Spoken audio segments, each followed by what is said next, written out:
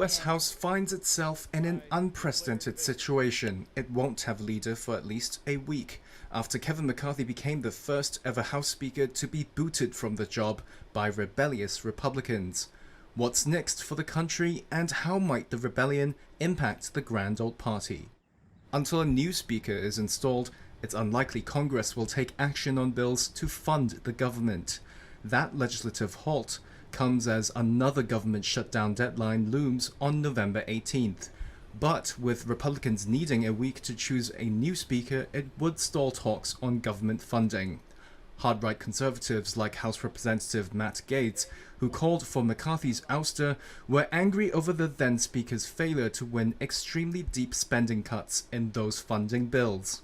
But if the eventual goal in removing McCarthy is to shut down the US government, Princeton University professor of American history George Henry Davis says that tactic could backfire on the GOP, as it did only a few decades ago with Newt Gingrich.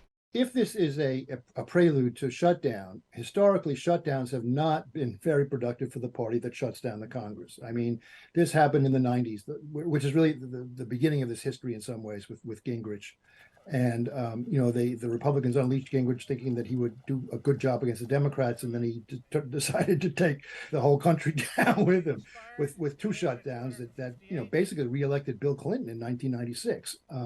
So if you're going back on that precedent, if I was a Democrat, I'd say go ahead. The only problem is that we have to live with the effects of a government shutdown, which are very, very dire, and you don't want that to happen.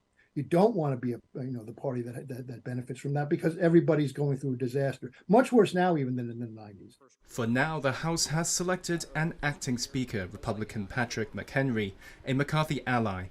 But he really only has one task: to find a new speaker. Anything more than that, and it would spark another rebellion from the hard right. A date for the next speaker election is set whenever leaders of the both parties decide they are ready to enter the process of electing a speaker. Normally, the elections for Speaker are scheduled at the start of the new Congress every 2 years. Multiple Republicans said they planned to meet on October 10th to discuss possible McCarthy successors, with a vote on a new speaker planned for October 11th. The deep divisions in the GOP were on display in January, as McCarthy for days could not get enough votes to win the speaker position and had to endure 15 ballots.